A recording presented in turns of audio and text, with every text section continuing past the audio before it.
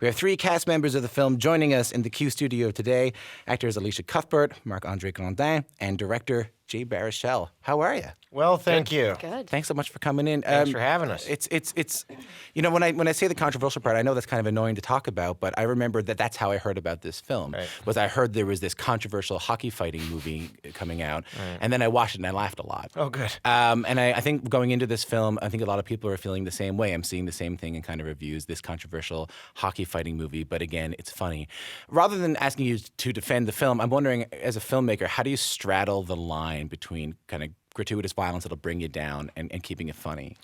Well, so each fight occurs in a different scene, and each scene occurs at a different time in the chronology of the movie. So that means that each fight should have a different story function to serve. So that means that there are fights that are on the goofy side, there are fights that are meant to just be hard as shit, and there are ones that are kind of just good classic movie fights. Also, knowing that it's an art form, and I wanted it to be colorful, and there's a great deal of opera in our style, I think. We call it hoser puck opera, is the affectionate term we use. But so it's an important thing. I think we crystallize and romanticize the violence, but I don't think we glorify it at all. I think if you walk out of our movie thinking that it's some sort of argument in favor of bloodletting, then I think you kind of miss the point. Marc-Andre, did you have a good time making the film? It seems like it's a lot of fun. It seems like it would seem to be like a reunion.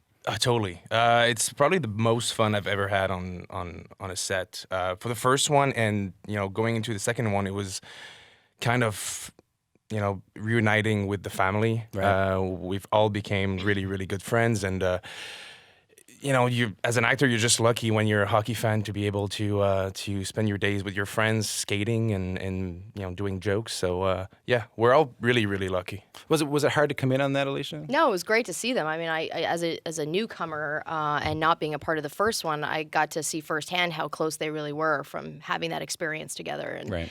I'm lucky that my stuff didn't take place on the ice, and I needed that sort of camaraderie like so quickly. I could kind of just come in and have fun. And but you could it was very apparent that they were very much a family, and it was really fun to watch. So we asked you to bring in a hockey jam. I want to say Jock. Remember Jock Jams? Remember that Yes, compilation? yeah. Can we call them Jock Jams? Is that a I'd copyright rather thing? you didn't. You don't like Jock Jams? And No, I'm just trying to be contrarian. Oh, no, really? It's Monday morning. I didn't know, man. I didn't know if there's Jock some kind of- jams. Let's get Sure, these Jock let's get jams those going. Jock Is that an Jams ideological? going. Do you have a thing against it? I have a thing against jocks. Want to say hockey jams? Yeah, hockey jams. Let's Jay, go. let's be on the same Let's page. do it. Let's do it. We asked you to bring in hockey jams. Attaboy. And Elisha, you go first. What did you choose? Well, this is great because I didn't know what to pick, and I just, when I thought of hockey and music, I thought of the Hip. So, but I don't know what song they chose. I basically said anything from their entire She gave them 30 years worth of 30 music years to of choose hip from. music. They got a couple of records out. Pick something up. Yeah, exactly. That's what I said. I said just have fun with it. Watch me radio finagle my way out of this Let's right do now. this, buddy. How you? Well, we were thinking that a great song for you to pick would be a little song called Fireworks. Yeah, I know. I did say that. Hit it, Danielle. Hit it. You said you didn't give a fuck about hockey. I never saw someone say that before. You held my hand and we walked home the long way. You were loosening my grip on Bobby Orr. Ah, man, I can't be glib coming out of that. No. Isn't that beautiful? It's the best. It's amazing. Man, what does the Hip remind you of when you think about hockey?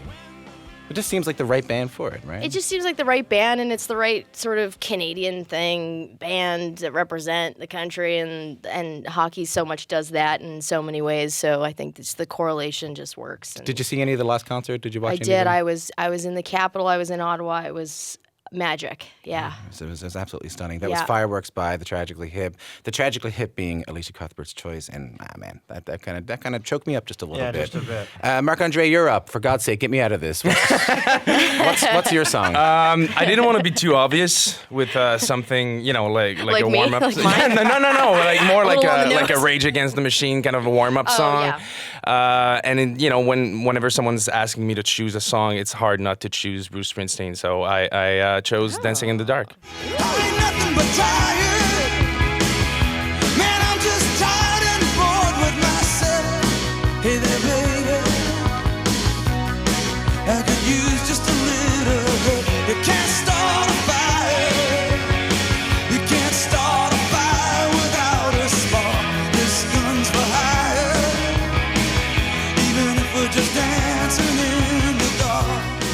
I ain't nothing but tired.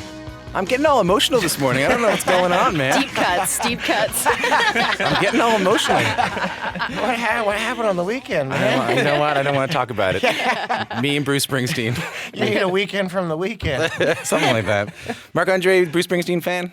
Yeah, big one. Has nothing to do with hockey though. It's it's one of those songs that makes you want to walk slowly, like strut. For me, apparently makes me want to cry the whole time. Yeah, I'm surprised. I didn't intend that. Yeah. I don't know. Sorry I for think that. it might be me. Jay, I'm actually not feeling too bad. Jay, save us for God's sake. Yeah, here you go. You got a hockey jam? Yeah, I think so. Are you familiar with Jimmy Ray? Are you Jimmy Ray? No. Who Wants to Know? Yeah, That song? who want? No, that is not my pick. No, I picked the opening title song from Goon, Last the Enforcers. Sorry, it's going to be a bit more taxing on your ears than the past two songs, but yeah, Dog's Blood by Alexis on Fire. In dog's blood, we will all drown.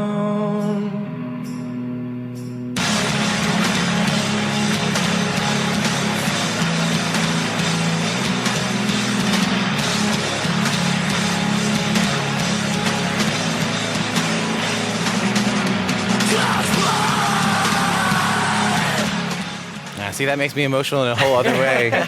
Jay, why did you choose that song to be one of the theme songs for this film? I listened to it on repeat when I was writing it with Jesse Shabbat, my writing partner, and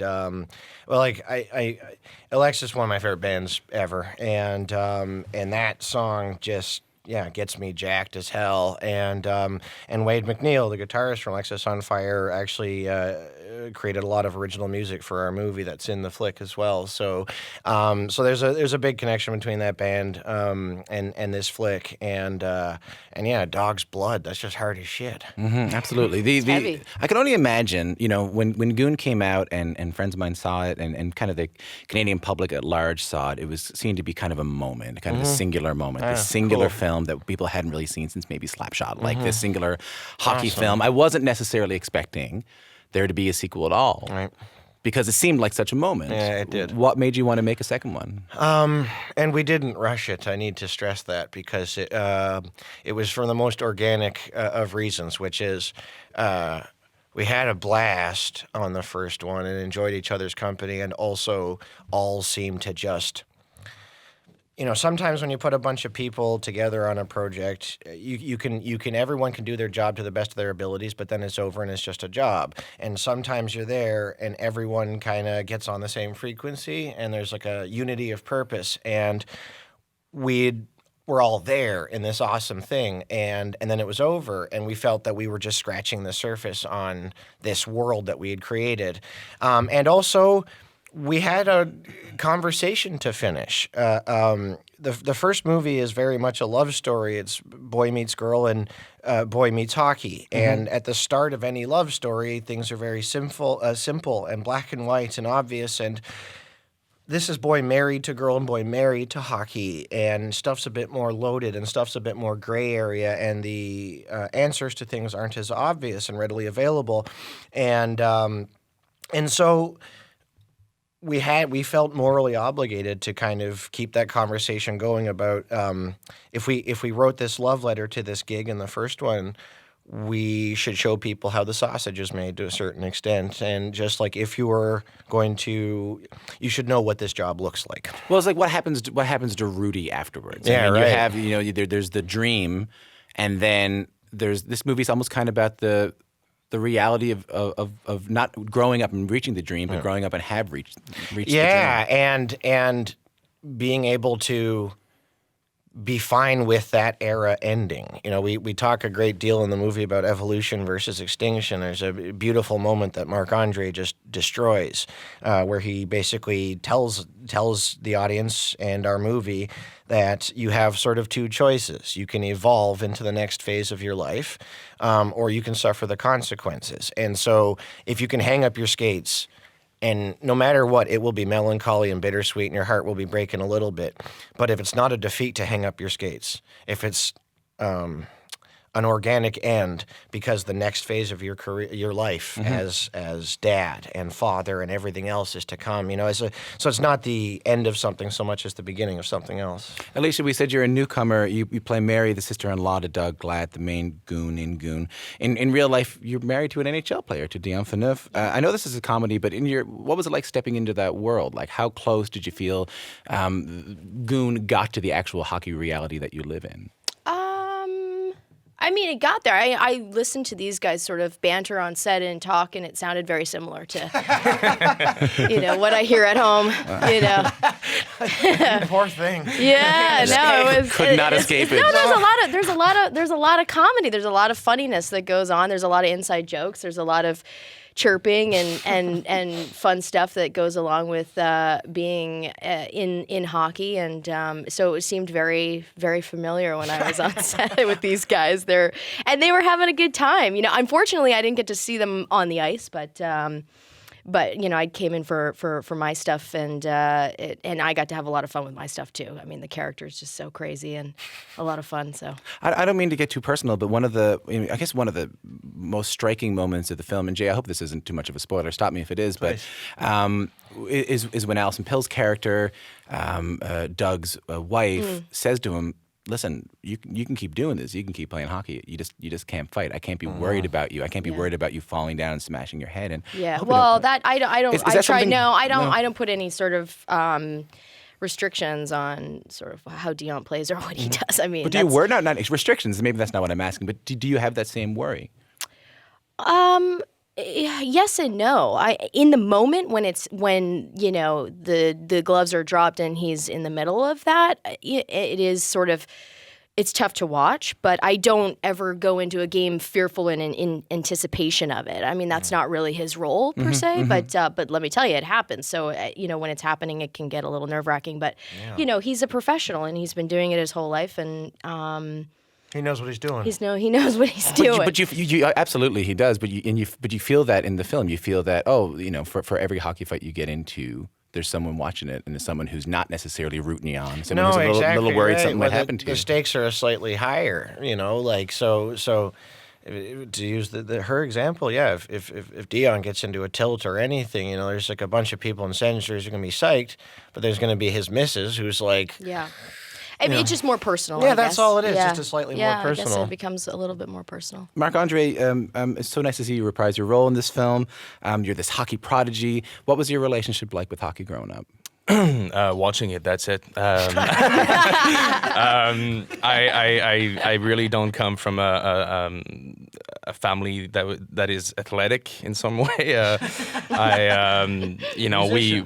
Musicians mostly, going to shows and festivals when on days off and stuff. But I started skating for Goon pretty much. I could skate for a date and it was kind of funny, but I couldn't break or anything. My ankles were weak and.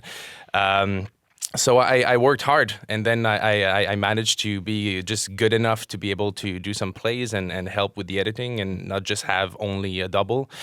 And kind of did the same thing this time, and we got even luckier because we got like 3 weeks of hockey training in Toronto, and with Adrian Lamonaco, who's probably top 5 best teachers I've ever had, ever, even school and everything, and you learned a lot, and that's kind of part of what's fun with being an actor and on a gig like that is the fact that I got to learn something that I wouldn't have been able to in everyday life. I'm so jealous of you because I don't know how to skate now. Like I grew up as a huge Habs fan, like watching TV and watching every Saturday night, and always wanting to skate. So I made it my New Year's resolution this year that I would learn to doable. skate. Look at me. You can do it. Yeah. You can do it late in life. I mean, I play once a week.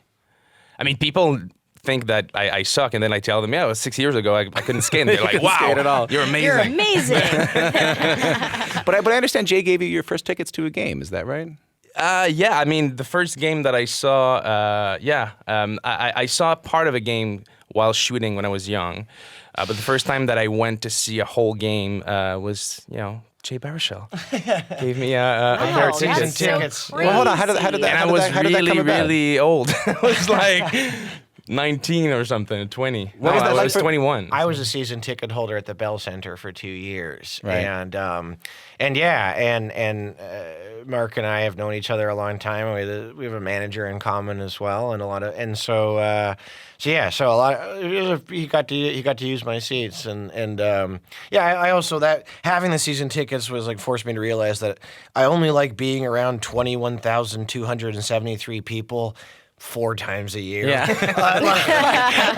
I 3 nights a week, 41 games a year. It can be a bit much. But what was that like for you, giving someone an avenue, giving someone a welcome into a world that means so much to you? Oh, special as hell, man. Because I know that live hockey is. Did you know, though? What's that? Did you know that? Yeah. Yeah. Oh, wow. Yeah. No, it's special when. I could have hooked you up too, but She has maybe slightly, not so much at the Bell Center. slightly better hookups, I think, than I do. No. That's why I had you guys on, by the way. I'm just trying to figure out how to get these. Between the two of us, we I think some I know tickets. Youppi. I could get you a photograph with Youppi.